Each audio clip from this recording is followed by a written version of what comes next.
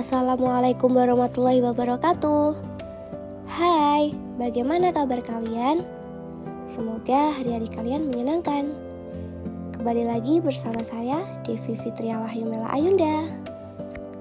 Kali ini kita akan belajar IPAS, Ilmu Pengetahuan Alam dan Sosial. Pada kesempatan kali ini kita akan belajar materi energi di kelas 6. Pada bab 6, benarkah energi di bumi akan habis? Baik, langsung saja kita ke materi. Sebelumnya, apa sih energi itu? Energi adalah satuan kapasitas untuk melakukan pekerjaan atau usaha. Energi dalam sains dapat diartikan sebagai kemampuan untuk melakukan usaha. Energi berfungsi untuk membantu makhluk hidup beraktivitas dan mempertahankan kelangsungan hidup. Kemudian, kita akan belajar mengenai bentuk energi. Yang pertama, energi kinetik merupakan energi yang dimiliki sebuah benda bermassa akibat geraknya. Energi kinetik terbagi menjadi energi kinetik translasi yang meliputi gerak lurus, maju, atau mundur. Dan yang kedua, energi kinetik rotasi, yaitu gerak memutar. Kemudian energi potensial merupakan energi yang tersimpan pada sebuah benda atau sesuatu karena posisi atau kedudukannya. Energi potensial terbagi menjadi beberapa macam, yaitu energi potensial gravitasi, energi potensial pegas, dan energi potensial listrik. Kemudian energi termal atau panas terbagi dua, yaitu energi panas yang tersimpan pada benda dan energi yang dipindahkan ke benda lain atau kalor. Energi panas terbesar adalah matahari. Bumi juga menyediakan energi panas, yaitu panas bumi yang dapat digunakan sebagai pembangkit listrik. Kemudian energi cahaya merupakan energi yang menghasilkan cahaya seperti lilin, lampu, senter, dan juga matahari. Cahaya matahari digunakan tumbuhan untuk melakukan fotosintesis dan menghasilkan oksigen. Kemudian energi listrik adalah energi yang dihasilkan oleh arus listrik yang bekerja pada sebuah perangkat listrik. Contoh energi listrik itu ada pada baterai atau aki, petir, juga belut listrik. Kemudian energi kimia merupakan energi yang terkandung dalam ikatan-ikatan atom penyusun sebuah materi. Energi kimia juga merupakan sumber energi yang dapat diolah oleh tubuh makhluk hidup. Kemudian energi nuklir merupakan energi yang diciptakan manusia melalui radioaktif dari uranium dan plutonium yang dapat menghasilkan tenaga yang besar. Oke, masih semangat kan kalian? Mari kita lanjut ke sumber energi. Sumber energi terbagi menjadi dua. Yang pertama, energi yang tidak dapat diperbarui, dan yang kedua, energi yang dapat diperbarui. Apa sih energi yang tidak dapat diperbarui itu? Sumber energi yang tidak dapat diperbarui adalah sumber energi yang tidak dapat diisi atau dibuat kembali oleh alam dalam waktu singkat. Sumber daya ini terdiri dari bahan bakar fosil seperti batu bara, minyak bumi, dan gas alam. Energi tidak terbarukan terbentuk dari sisa-sisa organisme purba yang telah terperangkap dalam waktu yang sangat lama. Mari kita kupas satu persatu. Yang pertama, batu bara. Batu bara adalah sumber daya energi tak terbarukan yang paling banyak digunakan di seluruh dunia. Batu bara terbentuk dari tumbuhan purba yang telah mati dan terkubur di bawah tanah selama jutaan tahun. Penggunaan batu bara memiliki dampak negatif pada lingkungan seperti polusi udara dan emisi gas rumah kaca. Kemudian minyak bumi. Minyak bumi adalah energi tak terbarukan yang sangat penting. Minyak bumi terbentuk dari tumbuhan dan hewan purba yang mati dan terkubur di bawah tanah selama jutaan tahun. Penggunaan batu bara memiliki dampak negatif pada lingkungan seperti polusi udara dan emisi gas rumah kaca. Gas alam. Gas alam adalah sumber energi tak terbarukan yang terdiri dari campuran gas alam seperti metana, etanam, dan propana. Gas alam terbentuk dari sisa-sisa organik yang terkubur di bawah tanah selama jutaan tahun. Penggunaan gas alam telah meningkat selama beberapa tahun terakhir karena dianggap lebih bersih dan lebih efisien daripada batu bara dan minyak bumi. Kemudian energi yang dapat diperbarui. Sumber energi yang dapat diperbarui adalah energi yang berasal dari sumber daya alam dan tidak terbatas atau dapat diperbarui. Manfaat utamanya adalah tidak menghasilkan emisi. dengan artian tidak menghasilkan polusi dan tidak melepaskan gas-gas berbahaya ketika menghasilkan energi, sehingga lingkungan akan lebih terjaga. Contohnya tenaga air, surya, tenaga angin, panas bumi, tenaga biogas. Mari kita kupas satu persatu. Yang pertama, energi tenaga air. Energi tenaga air atau hydropower adalah energi yang diperoleh dengan aliran air, seperti mengolah energi mekanik atau potensial dari gelombang atau naik turunnya aliran sungai. Contoh penggunaan: pembangkit listrik tenaga air atau PLTA yang memanfaatkan gerakan air untuk menggerakkan kincir sehingga menghasilkan energi listrik. Kemudian energi surya atau matahari. Energi surya atau energi matahari diperoleh dengan menggunakan energi dari radiasi sinar matahari menjadi panas listrik atau air panas. Contoh penggunaan sel surya yang mengubah energi surya menjadi energi listrik. Kemudian energi tenaga angin. Energi tenaga angin memanfaatkan energi kinetik dari udara yang bergerak untuk memutar turbin angin. Contoh penggunaan kincir angin untuk menghasilkan energi listrik. Kemudian energi panas bumi. Energi panas bumi merupakan energi yang memanfaatkan panas dari dalam bumi.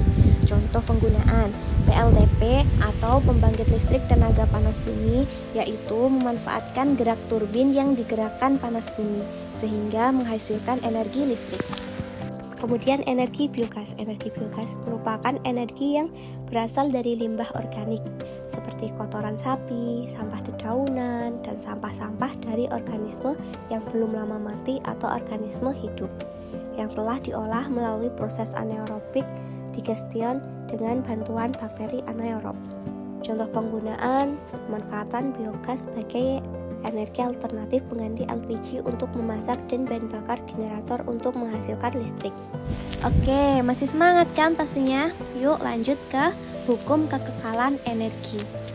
Energi tidak dapat diciptakan atau dimusnahkan, tetapi dapat berpindah atau diubah bentuknya.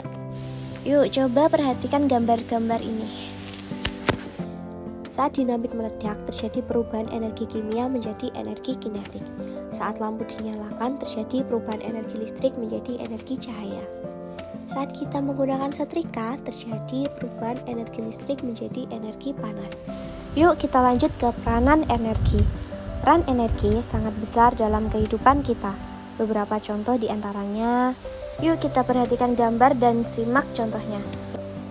1. Penggerak tubuh manusia, yaitu energi otot. Kedua, energi cahaya matahari yang membantu proses fotosintesis pada tumbuhan. Yang ketiga, energi fosil sebagai sumber bahan bakar alat transportasi. Yang keempat, membantu manusia untuk berkomunikasi dan transfer informasi melalui komputer atau telepon pintar. Mari kita lanjut ke teknologi pembangkit listrik. Pada abad 19, seorang ilmuwan Inggris bernama Michael Faraday menemukan bahwa putaran kawat tembaga yang ada di sekitar magnet dapat menyebabkan timbulnya energi listrik. Pada tahun 1830, dia menciptakan generator listrik pertama. Nikola Tesla, yaitu ilmuwan asal Kroasia, kemudian mengembangkan penemuan ini menjadi sistem pembangkit listrik massal yang efisien pada tahun 1887.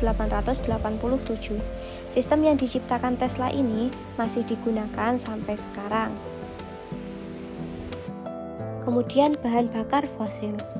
Apa itu bahan bakar fosil?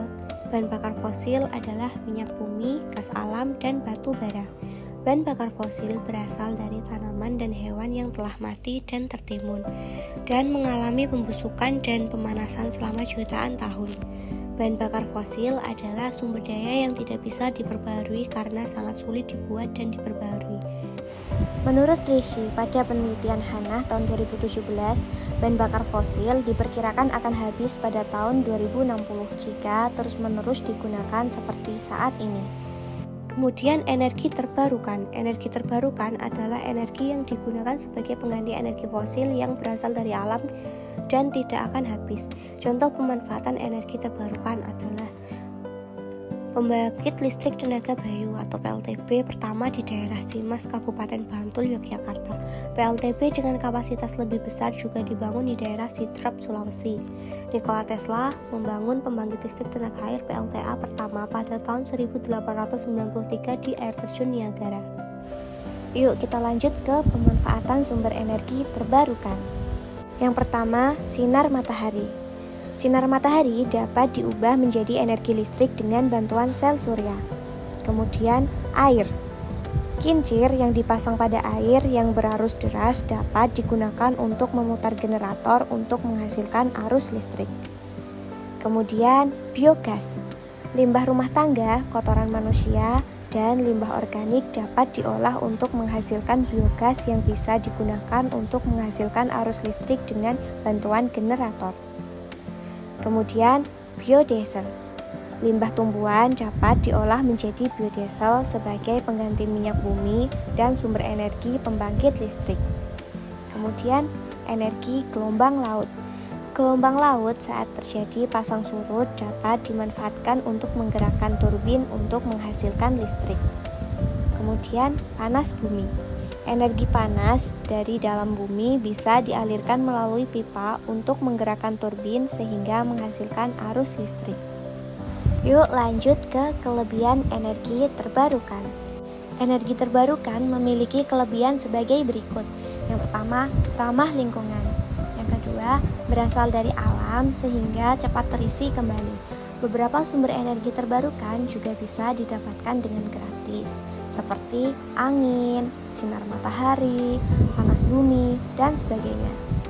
Yang ketiga, limbah dari pemanfaatan biogas dapat dijadikan sebagai pupuk.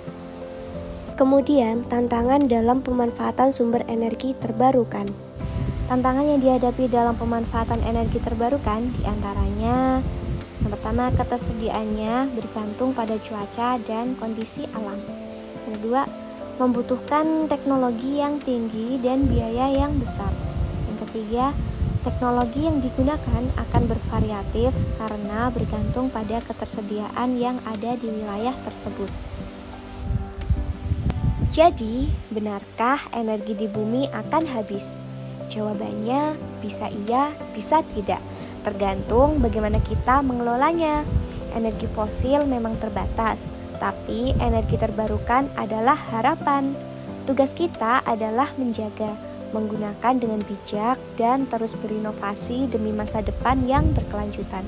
Ingatlah, energi bukan hanya tentang listrik dan bahan bakar, tapi tentang kesadaran dan kepedulian kita pada bumi yang kita tinggali.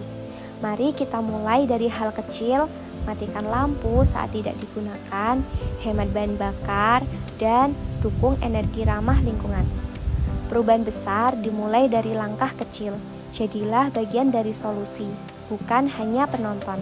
Terima kasih telah menyimak video pembelajaran ini sampai akhir. Mohon maaf apabila ada kesalahan dalam penyampaian materi atau kata-kata yang kurang berkenan. Sampai jumpa di pembelajaran selanjutnya. Wassalamualaikum warahmatullahi wabarakatuh.